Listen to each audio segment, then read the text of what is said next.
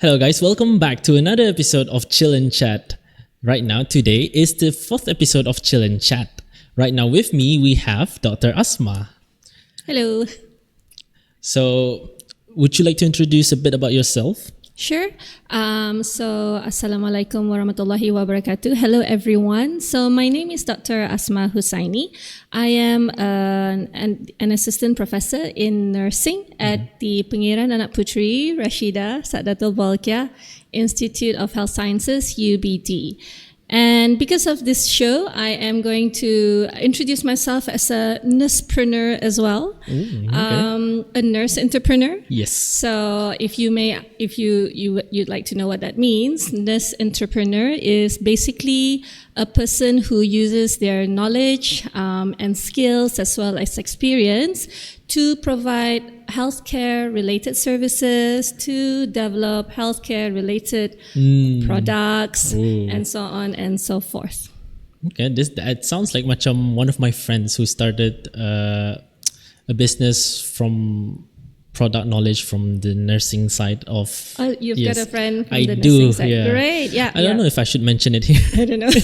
Maybe I know that person. Maybe, who knows? Yeah. So any nurse who uses their knowledge and experience to create something, be it services or product, I would group them into a nursepreneur. Yeah. It's actually, to be honest, it's actually my first time hearing a nurse. I don't know how to pronounce it now. Nursepreneur, yeah, nursepreneur. Because throughout my time being an entrepreneur in UBD, all I heard is studentpreneur. All right, yes, so that's interesting. So we learn new stuff every day. Every day we learn new stuff. Yeah. Especially in the podcast. Yeah. So what do you do? So full-time, I am a nurse educator. So I teach nursing and health sciences subjects at our institute. And of course, if you follow me on my IG platform, I advocate holistic health, physical health. I talk a lot about aging, diseases, and even our end. So please visit my IG. I talk about this because every one of us goes through the same thing. Yeah. And I normally share stories and personal experience to my audiences, and hoping that I educate them and advocate them to make good decisions in health. Yeah. I did visit your Instagram. I think, if I'm not mistaken, Mizzer, I think, told me about it, a little bit about it. So then I go through it, and it's actually quite interesting as well. Yeah, not gonna lie, it's quite interesting. Thank you. Yeah. What about? Do you have your own business? Right. So in terms of business, obviously I am a full-time government officer, so it's not something that I can put my full focus on. Yes. However, I do provide Bakam services. Oh, okay. As well as leading or coaching some exercise activities among people in the community. But of course, I need just like a part-time or when there's opportunity arise, then I provide those services. So I can't really say that it is a full side income, but I would say that in that sense, I am an entrepreneur. Yes. It's just something to fill in the gaps. Yes, and at the same time, advocating people about health. And educating them. Yep. But I do, on the other side of my job, apart from teaching nurses and medical students, I do advocate entrepreneurship among my students. So I do integrate these ideas and concepts in my teaching.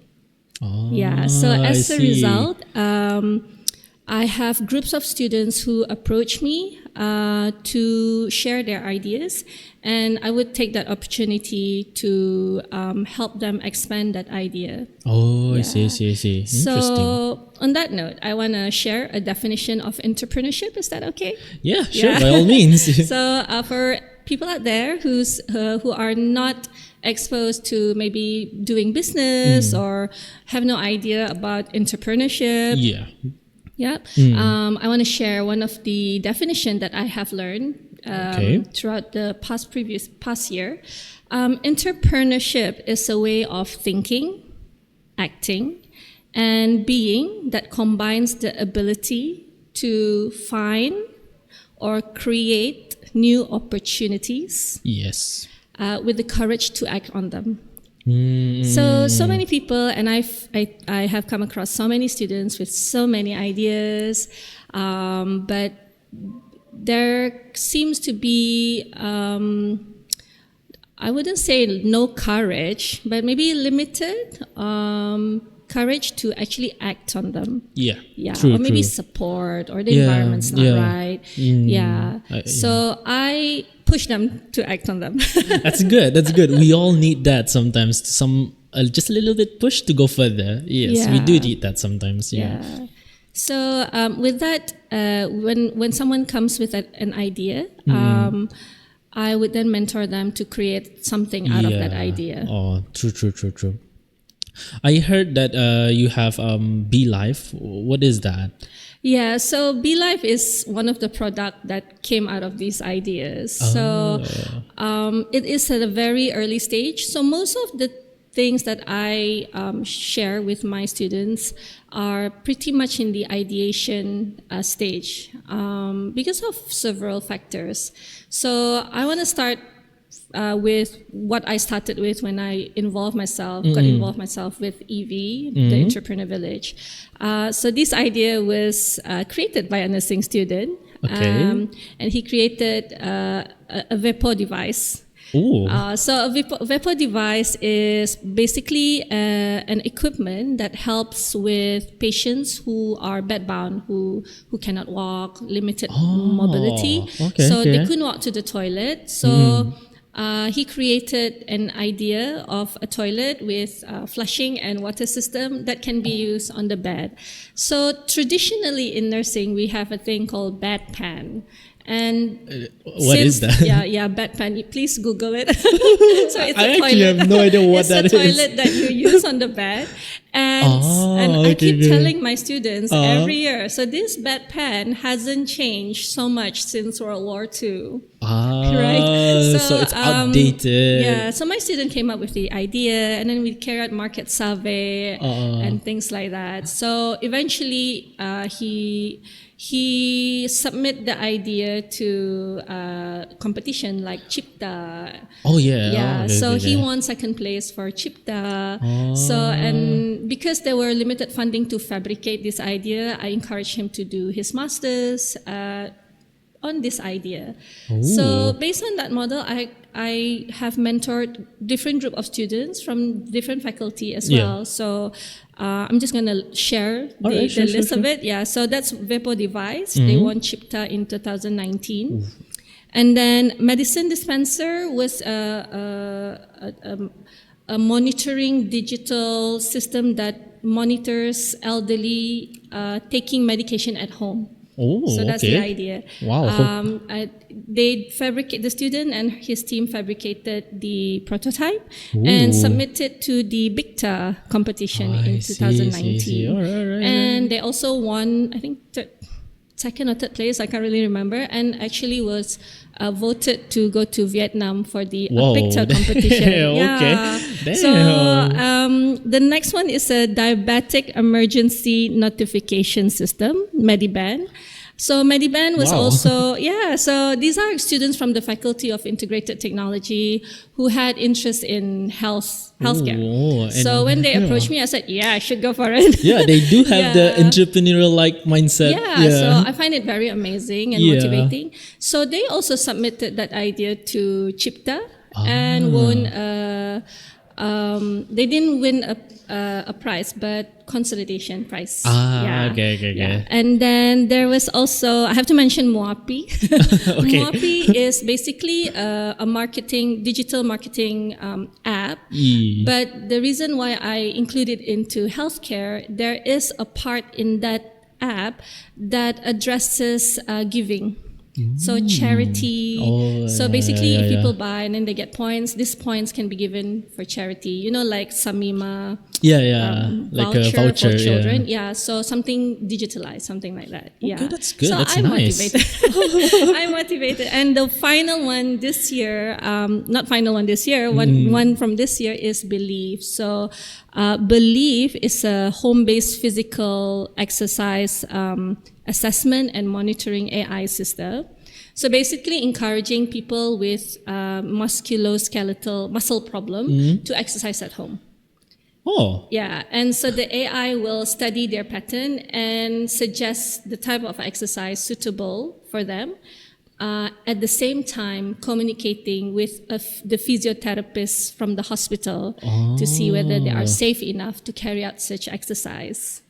What is that? Is that like an app? At the moment, it is a web-based program, which we are open to the idea of developing it into an app. But of course, we need a team. So we're still currently looking for a team. Definitely a looking for a team. But the idea was initiated by a colleague from School of Digital Science and my postgrad student who is a physiotherapist with the Ministry of Health. So we submitted that idea to Chipta and we got a consolidation prize as well. So still good. So I think my role as a nursepreneur here in UBD is to raise awareness among the community here that there's a lot of opportunities in related to healthcare. Agree. Agree. I totally agree with that because entrepreneurial, it doesn't have to mean that we just study entrepreneurship. We can be from other faculties like sciences, even mathematics. Definitely. We can be from there and then become an entrepreneur. So this is lifeline. It's just about getting them together and then see how different discipline can contribute to solving healthcare issues in the community. Yeah. That's good. Yeah. What inspired you to start this? Oh, my inspiration. I have to check my notes. Great. So my inspiration is my specialty area in nursing is the care of aging and people with chronic and terminal illness. Okay. So I see these group of patients on a daily basis during clinical skills training.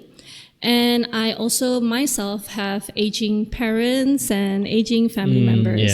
So these people need help and they are living longer with this condition. So human resources are limited in Brunei, so we need to be innovative in creating services to meet the needs of not only these people, but their families who are caring for them as well. Agree, So most of the inspiration comes from there. And I believe that nurses, particularly nurses, have the potential to enhance healthcare services in a cost-effective manner. We want that, right? True. Save money. Yep. But to do this, they need to know that they are entrepreneurial. Yes. I believe that they are. I believe nurses are. But they need to be more involved in decision-making, negotiation.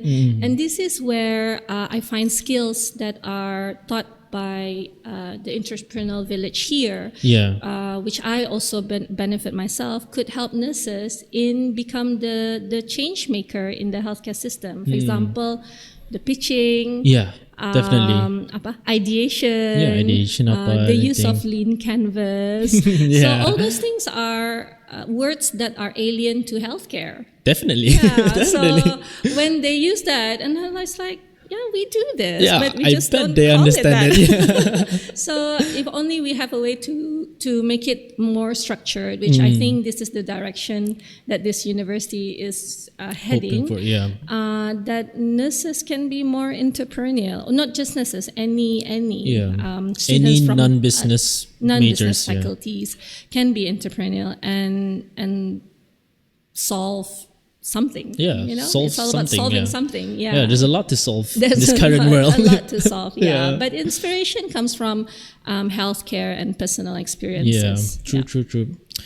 What about what advice would you tell those non-business people, non-business faculties that that are entering the business world? Yeah. I am a non-business person. Yeah. And I never really think of myself as a business person until I learn from the people from the business faculty. So I'm lucky in that sense. So for those students who are from the non-business faculty, my advice would be to be courageous and be brave to learn these skills from the business people. So if you have friends from the business school, learn what they're learning that can be applicable to your discipline. And for the young people out there, so your 20s, please focus on learning skills because the world is changing very fast. Very fast. Yeah, and we need those skills to solve our problem within the society and the community or the country as a whole. Yeah. So courageous and to continue on learning. That's my message. True. Well, before we end this session, is there any words of wisdom do you want to tell the listeners out there? Yeah, so because this session is about non-business people embarking into business or entrepreneurship, I think what the listeners out there can start off with is by asking themselves, what problems do we want to solve or tackle in this world? So I attended a workshop recently on design thinking. People who are from non-business world can Google that and read up about that. But I find it really, really interesting and very intriguing as well. So in that workshop, we were asked how many times when you were growing up, you were asked, what do you want to do when you grow up? So we start to think about, our mindset is like, okay, we must get a job. We must get a job. We work, we retire. That's it. But in reality, you can do more than that. So why don't we change our mind frame to asking what problems do we want to solve in this world? So for me, as an example, the problem that I want to solve or continue on working on solving, because sometimes you won't reach the solution in your lifetime. That could be the next generation, the next generation, right? So it's a process, isn't it? So it keeps that motivation, and of course the motivation to learn new skills as well. So my motivation is that I want to create a solution where aging populations can live a high quality life, and people who are living with chronic illnesses such as diabetes, heart problem, kidney problem are supported throughout their illness journey and have a very good quality of life and can live independently.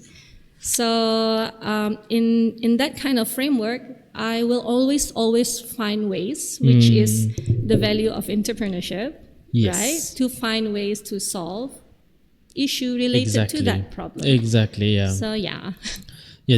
True though. Entrepreneurship will always help those, especially those young problems that is very arise and very, like, you can see the problems with your own eye. The only problem is there a solution? I'm pretty sure there is, yes. Yeah, and if you put together people from the social science background or the culture background with people from the business background, they will come up with better solution. Yeah, exactly. Not just one person. If one person can come up with something big, imagine a whole bunch of people. Exactly. So I think the keywords that we use here is to make sure that entrepreneurial project should be multidisciplinary. True. Yeah, to see that the different angles that people can approach in creating a solution or a product or anything that could eventually lead to business ventures. Yes, true. I totally agree with that. Before we end everything, do you have any last thoughts or last opinions to share? No, I think that's basically it. Continue on to learn and finding ways to improve our life. And one of the things that we can look at is being entrepreneurial. True. As for my words of wisdom that you guys have been waiting for since episode 1, my words of wisdom is that bila talakan lagi, bila kan buat. Because from what I can experience and tell, you guys always have people, especially people always have this kind of idea that kadang terus ada something terus pop out in their mind. Then if you have that idea, why not you pursue it? Why not you do it? So especially people who have entrepreneur-like mindset, entrepreneurship students especially, do it. Try and do it and then see where it goes. If you keep on failing, that's fine. Yeah. I'm pretty sure you as a person always pun ada your fails and stuff like that. Of course, exactly. It is never a smooth journey. Exactly. Yeah, so create and recreate. Yes. Yeah. We've also heard from Dr. Annie during episode 1 that failure, grab those failure and then embrace it. So thank you, Dr. Asmah, for coming in. You're very welcome. Yes, thank you for having me. So this would be the last episode of Chill and Chat. So see you guys next time. And see you guys, especially for Bakunyanyang, see you guys next time. Other episodes, I'm pretty sure there's going to be a whole lot other episodes. So thank you so much. See you guys. Bye. Bye.